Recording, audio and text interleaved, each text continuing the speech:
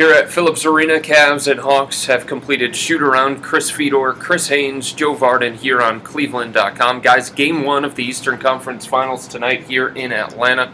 What was the vibe that you got, Chris, in listening to LeBron talk, David Blatt talk, and Kyrie Irving today?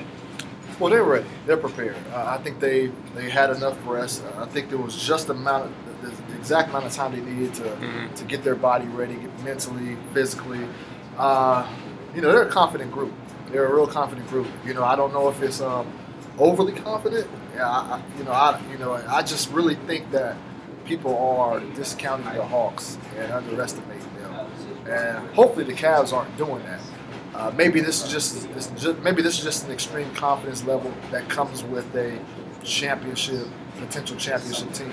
Maybe it could be the other way. We'll soon find out. It's number 1 against number 2. Hawks won 60 games in the regular season. Did you get that same vibe? Well, I do, and the three of us have been talking about this for a couple days. I think the one thing that is maybe feeding into this is before the Chicago series, the Cavs really didn't know how they were going to play, just because they didn't have Kevin Love, they didn't have J.R. Smith, they hadn't really been through that before, they didn't know what to expect from themselves. Now they've kind of come through all that, and they're tougher mentally because of it, and so now I think they feel better about how they can play with the options that they have. So I think that's playing into some of it, but they should keep in mind that the Hawks won 60 games for a reason. Chris, I thought it was interesting when David Blatt said today that they've had a shift in thinking because of some of the injuries that they've had. Throughout the regular season, so many people looked at the Cavs as a team that could score in the hundreds. They were going to be an offensive juggernaut. They had the big three with Kyrie, LeBron, and Kevin Love leading the way. They've shifted to a more defensive-minded team, and so far here in the postseason, that's what has carried them this far. So when they're playing against a team like Atlanta, more of an offensively talented team than Chicago, can we see the same things defensively from the Cavs, do you think? Yeah, I don't think that's going to stop. I think what led to that shift was Iman Shumpert being inserted in that lineup. He's a scrappy type of a guy. He's a guy that's going to get his hands on deflections, get some steals, and he just brings that attitude. He brings that attitude on the court, as we've seen last couple of days. He brings it on social media as well. But with the Shumpert, what he does best is bring that aggressive attitude. It's this attitude that I'm gonna D you up, and you ain't gonna do nothing about it, and everybody else feeds upon that. Yeah. And I think that's probably why that shift is taking place for the most part. Joe, what kind of series should we expect from Timofey Mozgov? He's one of the anchors of the defense. He's the rim protector that the Cavs coveted for months. Is this the kind of series, though, for him when you talk about a guy like Al Horford and Paul Millsap to deal with? Yeah, I mean, it can be. For Timofey, it comes down to, is he able to get into the flow offensively? If he's catching the ball in the post and basically not making himself a liability down there, David Blatt can play him and can play him for lots of minutes, because with him the Cavs have a decided size advantage down there. Where he gets himself into trouble is where he starts dropping the ball when they're trying to throw it to him in the post. When he maybe gets beat off the dribble at times, that's when you start to see the Cavs go small, and they certainly proved they could do that in Chicago. So it's really kind of a wait and see. I mean, if Timofey is up to it, he could have a great series, but he could also watch a lot of it. Chris, give me the matchup to watch in tonight's Game 1.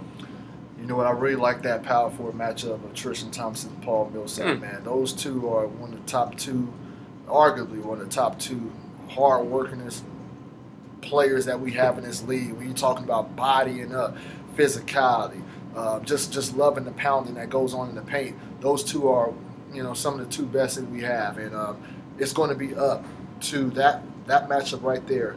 I think it's going to be imperative that whoever wins that matchup will probably have an edge in this series as far as the team is concerned. Tristan Thompson has his work cut out for him. He hasn't faced anybody like Millsap, and vice versa with Millsap as well. So that's the matchup I'm looking at. Game 1 of the Eastern Conference Finals tonight, Cavs and Hawks. Give me what you think will decide the outcome in tonight's game, Joe. Well, players on both sides nowadays, especially LeBron, like to call this a feel-out game. I think it's going to come down to the Cavs' ability or inability to hold on to the ball. The last time they were in this building, I think they had either 18 or 19 turnovers, and LeBron had half of them. If they're better able to handle Atlanta's defensive trapping pressure, especially on the perimeter, I think they'll be fine.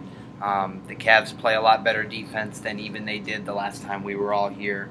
So those are the two keys. Hang in there defensively, hold on to the ball. They'll be fine.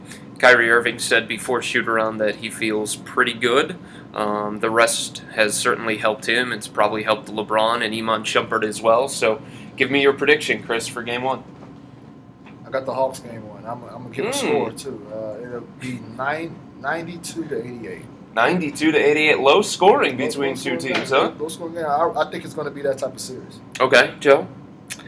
I'm going to say Cavs. 101. 91. You just kind of ripped that one out, didn't you? No, 101. I woke up this morning thinking about 101. So there you go. So you're going Cavs. I'm going Cavs. I'll split the tie here.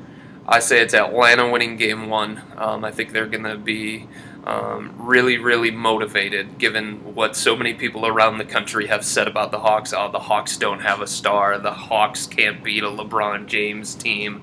The Hawks don't have anybody to go to down the stretch. So I think that motivation in playing here at home, I think that's going to be the difference. But Game 2 could obviously be a different story. I'll go Atlanta 98, Cavs 96. For Joe Vardon, Chris Haynes, I'm Chris Fedor. Continue to check out our coverage, cleveland.com/Cavs, and we will talk to you tonight from Phillips Arena here in Atlanta. Later.